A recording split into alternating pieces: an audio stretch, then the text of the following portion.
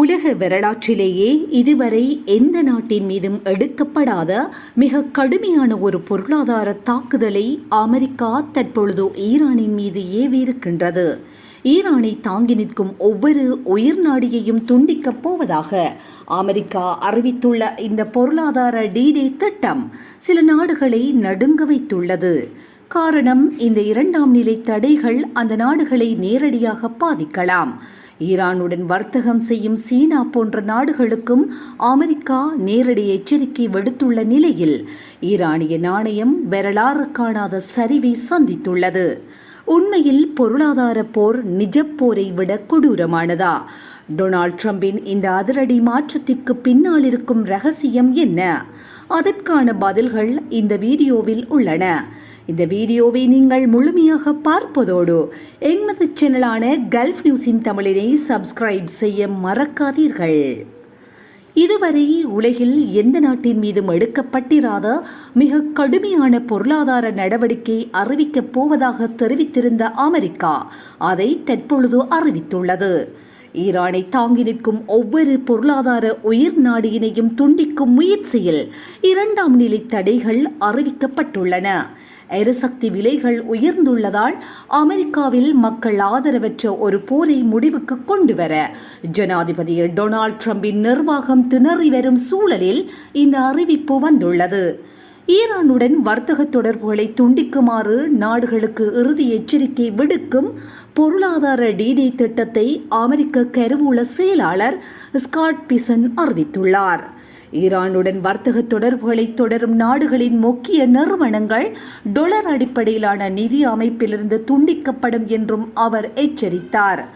அதன்பின் அந்த நிறுவனங்கள் சர்வதேச அளவிலே வர்த்தகத்தில் ஈடுபடுவது கடினமாக மாறலாம்.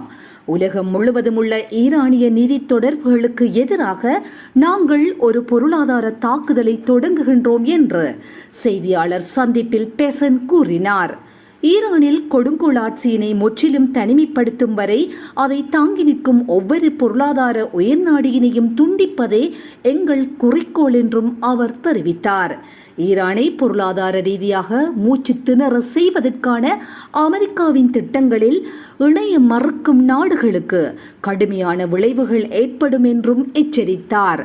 ஈரானில் அமெரிக்கா தொடங்கிய போர் கிட்டத்தட்ட 6 மாதங்கள் நிறைவடையும் வேளையிலே அமெரிக்கா இந்த பொருளாதார போரை அறிவித்துள்ளது.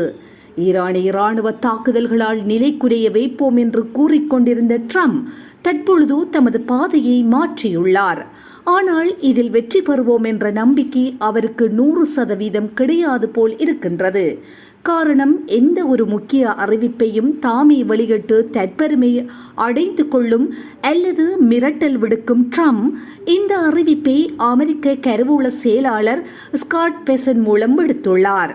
தெஹ்ரானுடன் உங்கள் நிதி மற்றும் வர்த்தக தொடர்புகளை நிறுத்துமாறு உலகத் தலைவர்களுக்கு ட்ரம்ப் தொலைபேசி அழைப்புகளை நடத்த உள்ளார் என்றும் பெசன் குறிப்பிட்டார்.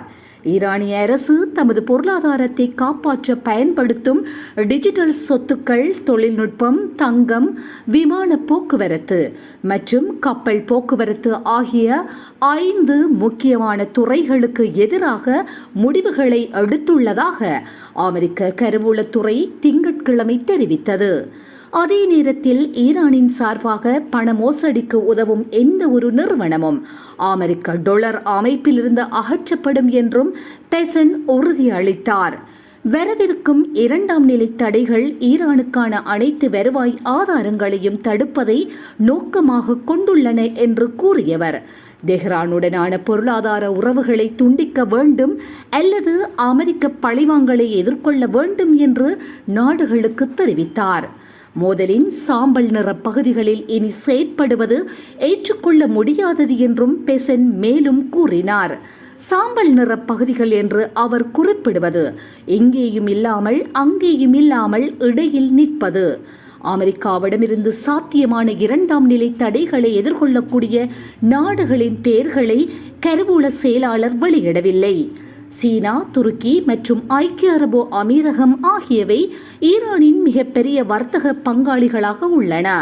அந்த நாடுகளில் ஐக்கிய அரபு அமீரகம் ஈரானுடன் அனைத்து நிதி மற்றும் வர்த்தக தொடர்புகளை முறித்துக் கொள்வதாக சில தினங்களுக்கு முன் அறிவித்துவிட்டது.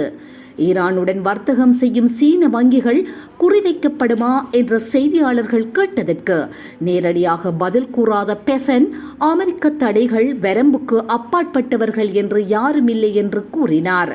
சீனா பல ஆண்டுகளாக ஈரானிய எண்ணெயின் மிகப்பெரிய இறக்குமதியாளராக இருந்து வருகின்றது.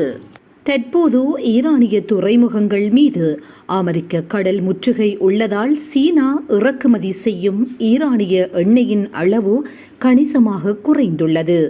ஈரானிய துறைமுகங்களிலிருந்து தற்போது எண்ணெய் வெளியே போக முடியாது என்ற போதிலும் அமெரிக்க கடல் முற்றுகை எல்லைக்கு வெளியே ஈரானிய எண்ணெய் ஏற்றப்பட்ட நிலையில் டேங்கர் கப்பல்கள் உள்ளன. அந்த எண்ணெயை சீனா வாங்குமா வாங்காதா என்பதே பதில் தெரியாத கேள்வி. மேலும் ஈரானுடன் சீன வர்த்தக நடவடிக்கைகளை கட்டுப்படுத்துவதற்கான தனது முயற்சிகளை வாஷிங்டன் தீவிரப்படுத்தியுள்ளது. ஆனால் எண்ணெய் வர்த்தகத்திற்கு உதவும் பெரிய சீன வங்கிகளை அமெரிக்கா இன்னமும் பொருளாதார தடை பட்டியலில் சேர்க்கவில்லை. அடுத்த மாதம் சீன ஜனாதிபதி ஷி ஜின்பிங் அமெரிக்காவுக்கு பயணம் செய்வார் என்று எதிர்பார்க்கப்படுகின்றது. அப்படியான நேரத்தில் சீன வங்கிகள் மீதான தடைகளை அறிவிப்பது அமெரிக்காவுக்கு வேறு பல சிக்கல்களை ஏற்படுத்தலாம். ஈரானின் நிதி பங்காளிகளுக்கு எதிராக வாஷிங்டன் ஏன் உடனடியாக நடவடிக்கை எடுக்கவில்லை என்று ஒரு செய்தியாளர் கேட்டதற்கு, காலம் கடந்து போவதற்கு முன் அந்த நாடுகள் ஈரானை விட்டு விலக வேண்டும் என்று தான் விரும்புவதாக அவர் கூறினார். ஈரானுடன் வர்த்தக தொடர்புகளை முறித்துக் கொள்ள சில நாடுகளுக்கு ஒரு கால அவகாசத்தை வழங்குவது முக்கியம் என்று நாங்கள் நம்புகின்றோம் என்றும் அவர் தெரிவித்தார். ஆனால் இது மிக விரைவாக நடந்து முடிய வேண்டும் என்பதில் நாங்கள் தீவிரமாக இருக்கின்றோம் என்பதையும் அந்த நாடுகள் அறிந்து கொள்ள வேண்டும் என்று கூறிய பெசன், இரண்டாம் நிலை தடைகள் மிகவும் சக்தி வாய்ந்த ஒரு கருவி என்றும் கூறினார்.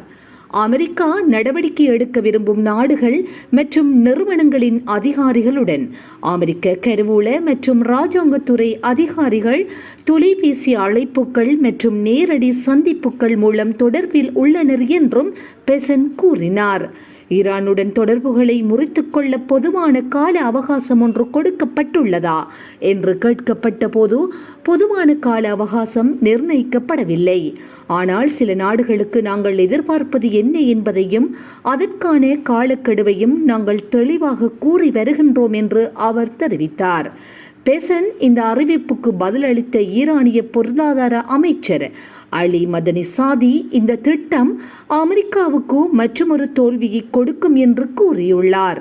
அமெரிக்காவின் புதிய தடைகளை எதிர்கொள்ள ஈரானிய இஸ்லாமிய குடியரசிடம் 2 ஆண்டு திட்டம் உள்ளது என்றும் அவர் கூறினார்.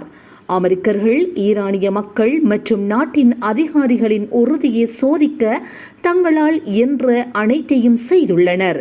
ஆனால் ஒவ்வொரு முறையும் அவர்கள் தோல்வி அடைந்துள்ளனர் என்று மதனிசாதே ஈரானிய அரசு தொலைக்காட்சி நேர்காணலில் தெரிவித்தார்.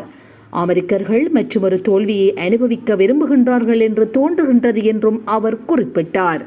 அமெரிக்காவின் இந்த முயற்சி நடக்கும் என்று நாங்கள் நீண்ட காலமாக காத்திருக்கின்றோம். இதை எதிர்கொள்ள எமது அரசாங்கம் தயாராக உள்ளது என்றும் அவர் கூறினார்.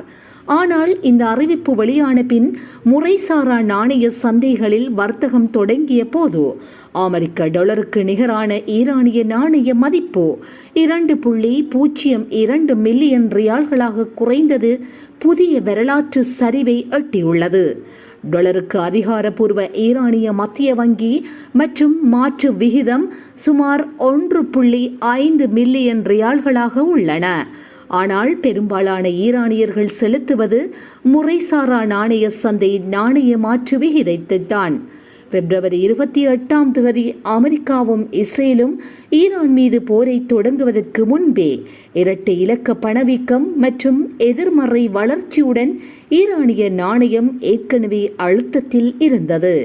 அதன்பின் கிட்டத்தட்ட 6 மாத கால போர் ஈரானிய பொருளாதாரம் மற்றும் ஈரானின் சர்வதேச வர்த்தகத்திலே பெரும் பாதிப்பை ஏற்படுத்தியுள்ளதால் ஈரானிய நாணயம் புதிய வரலாற்று சரிவுகளை சந்தித்து வருகின்றது.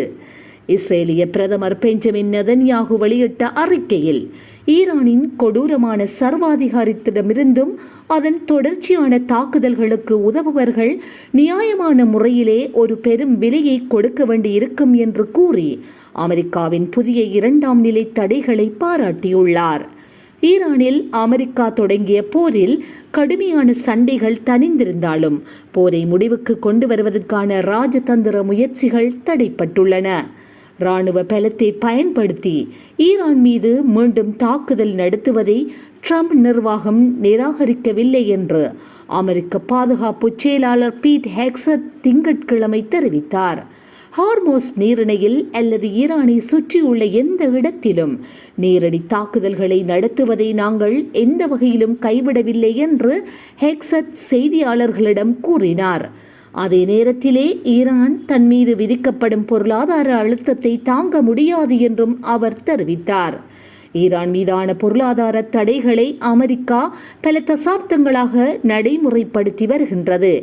அவற்றில் பெரும்பாலானவை ஈரானின் எண்ணெய் வருவாயை கட்டுப்படுத்துவதையும் விமான போக்குவரத்து துறை, கிரிப்டோ கரன்சி மற்றும் ஆயுத பாகங்கள் வாங்குவதை தடுப்பதையும் நோக்கமாக கொண்டுள்ளன. இந்த தடைகள் உள்ள நிலையிலும் ஈரானால் சமாளித்துக் கொண்டு பொருளாதாரத்தை தக்க வைத்துக் கொள்ள முடிந்திருக்கின்றது.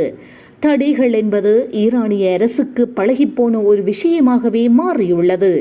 ஈரானிய பொருளாதாரத்தில் ஆதிக்கம் செலுத்தும் சக்தியாக உள்ள இஸ்லாமிய புரட்சிகர காவலர் படையால் கட்டுப்படுத்தப்படும் வர்த்தக நிறுவனங்களுக்கான நிதியை துண்டிப்பதையும் அமெரிக்க தடைகள் நோக்கமாக கொண்டிருந்தன. இந்த தடைகள் இருந்த போதிலும் தடைகளை தவிர்ப்பதற்காக புதிய பினாமி நிறுவனங்கள், பிற அமைப்புகள் மற்றும் கப்பல் பதிவுகளை விரிவாக உருவாக்குவதில் ஈரான் இதுவரை வெற்றி பெற்றுள்ளது. இம்முறை அதை தடுக்க முடிந்தால்தான் அமெரிக்காவின் இந்த முயற்சி வெற்றி பெறலாம்.